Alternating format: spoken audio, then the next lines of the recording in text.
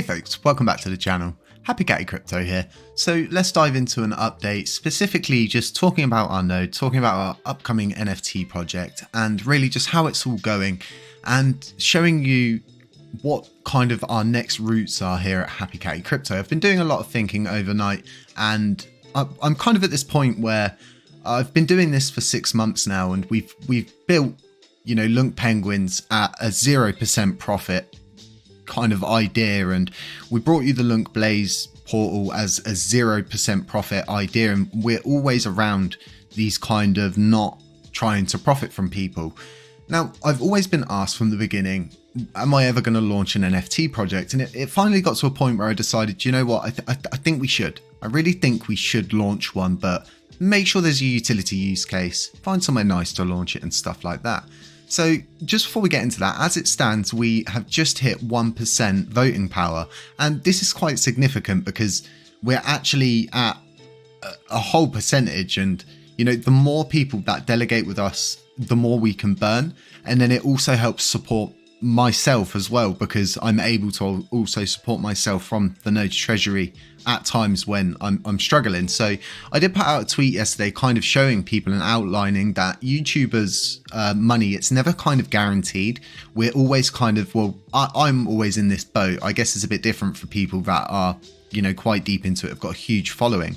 You know, it's never guaranteed for me. It's gone from being double last month to half this month, so it really does affect, you know, the things that I'm able to do and stuff like that. But this in itself is huge, and we're always going to burn 50% no matter what. The node was always built on the terms that it can run and pay for itself at a certain percentage, and we hit that really low down at 2 billion coins staked is enough to cover the running costs. So we're at a point now where we are profitable and we are burning around £350 per month. So someone like LunkDAO is able to burn weekly because they have such a high percentage of vote power. And this is totally normal because as it stands at the moment, the voting power in itself is very centralized. As you can see here between the top, I'd say top seven moving down nodes.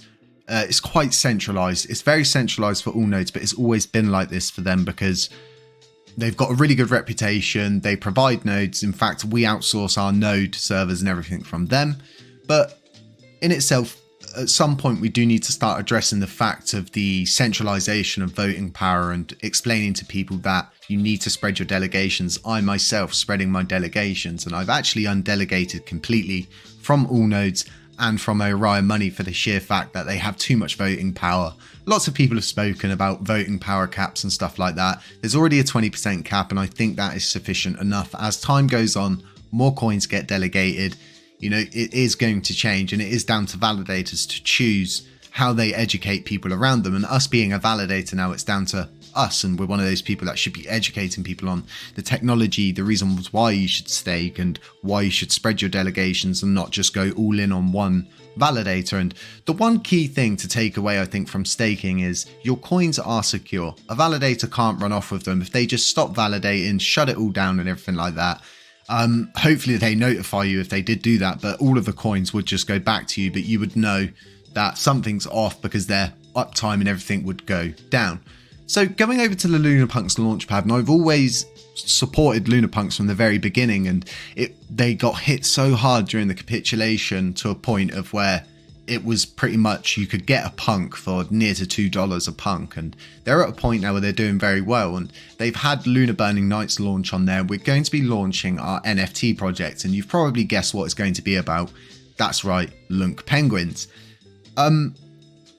It's done. In a sense, it's done. Everything's done. We just need to compile it together, put it all together in files, and then put it forward onto the launch pad and make sure that we've got it all correct for Hippie to put in place. Now, like I was saying about utility use case with our NFTs, we're going to do auto compound staking, as to which it will run the exact same way that Hippie's staking and auto staking works on his NFT project. And we're very fortunate to be able to get this use case for our NFT project because it gives them a lot more use. Now, Lunapunks, I think, is 10,000. Our NFT project's only going to be 1,000. And this is for the simple fact that I want these NFTs to be not only rare, but people would really want one of these for the sheer fact that it is a way for them to get extra rewards out of the system. And our treasury is going to be first fully bulked out by the project itself's funding. Then it's going to be supported for the rest of its life through sales, all different kinds of little, ways that NFTs earn monies from more future sales and stuff like that. But it will also be supported by our treasury forever. So we'll always forever have a treasury there, which will be able to pay those 1,000 NFT holders out their staking rewards. And I think we're going to do it on a monthly basis. So it will come to the end of the month and you'll be able to claim your rewards. We've got a little bit of work to do on that front on the smart contract system, because the issue being was with the tax burn wasn't in the percentage. It was actually in the way that it was built, and it double taxes smart contracts. And that is the issue that projects are having, not with the percentage, but just with the burn taxes structuring itself and the way it lands on a smart contract. It will hit it twice if it's not built correctly. And a lot of these smart contracts take a long time for these projects to build out, and they hold them tight to the chest. And I keep my projects very tight to the chest, as you guys know. But the NFTs themselves are going to be no more than 200k LUNC each. I think I'm going to do them at, I think it's 180k LUNC. We're only going to be accepting LUNC, and it's going to be on this launch pad, and it will be in the collections when it launches. Lunar Burning Nights is doing great. Absolutely great. They do burn a percentage of each one of those mints. Sadly, we won't be doing that because this system is built to better serve the people who hold the NFTs and to actually provide them with a nice staking derivative and some nice little bits of passive income for also holding a rare piece of art. And they are going to be based around penguins. The whole art style of the penguins are awesome. I've always looked at them and said to the designer, they've got a lot of attitude, and I really do like the fact of you're going to love them when you see them. I think I'm going to be able to post a little snippet on Twitter later on this evening, so do keep an eye out for that one. As to validators and everything that's going on right now and the whole overall broader community, I think it's safe to say it's kind of a split decision. Now, this proposal's just gone up from Vegas, and it's pretty much to distribute the 4.16 million, not specifically, but I think it's more directed at the overall broader consensus of any funds being given to the chain should go to the community pool. Now, I like the idea of the funds going to the community pool, but I also like the idea of a streamlined system, a system that works, a system where they can get funding quite quickly when needed for different projects. That's why I support the dev pool kind of route that I came up with my Medium article. And the reason why I think this route's good is because I feel we should have 3 pools. We should have the Oracle Rewards pool, which is for validators and delegators, the community pool for community members and projects to get funding, and then a dev pool. Specifically for dev funding, this pool should come with an extra proposal type, a new proposal type, and it should be interchangeable. The date system should be able to lower it all the way down. I'm sorry about that noise. There is a helicopter passing over my house.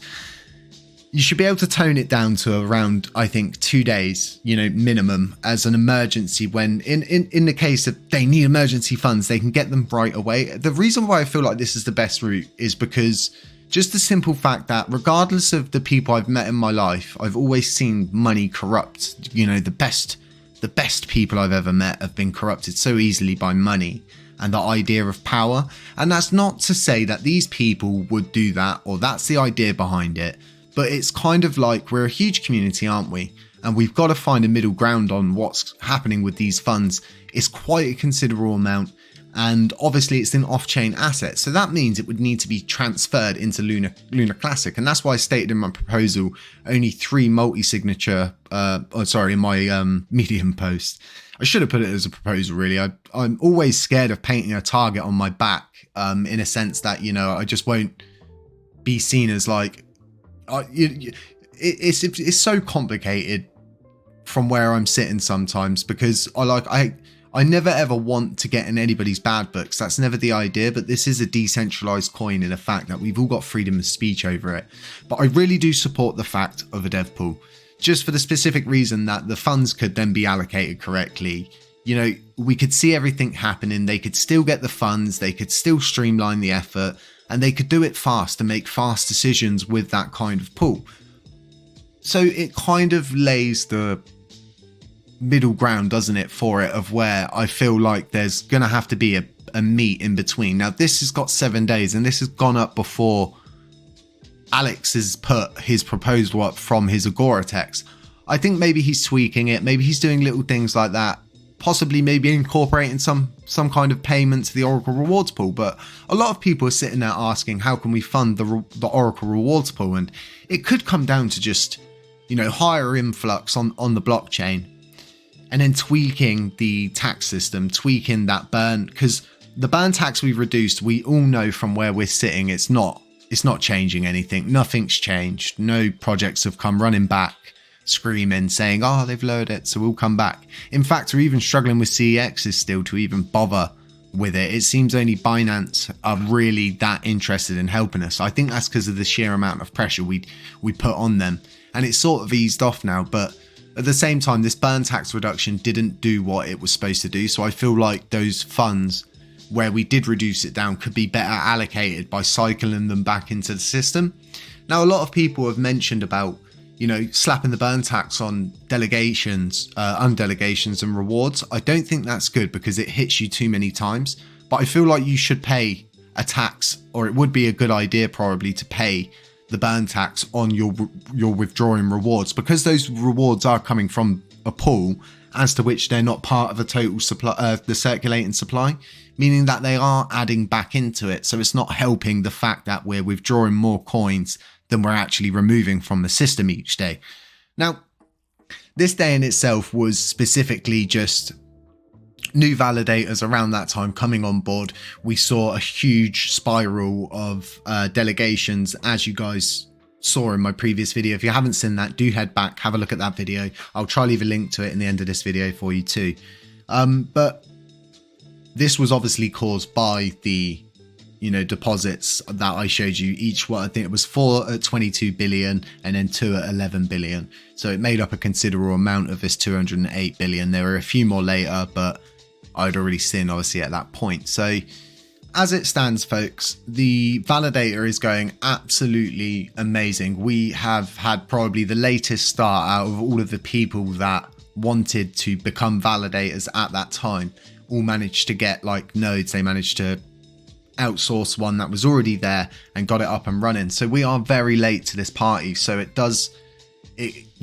brings your spirits up to see that we've hit 1%. We can keep pushing forwards and keep moving up that chart and hopefully become part of the more decentralized voting power system as time rolls on. But do give thought to how you've delegated, who you've delegated to, if they've got too much vote power and things like that, because it really does affect the way things are voted on. And it's going to be proof in itself on this proposal that the voting power really does matter. And when it comes down to those final votes, it then becomes an issue of, oh, right, they've got so much vote power that if they vote no, it will mean no. And if they vote yes, it will mean yes. So they have the final say and sway.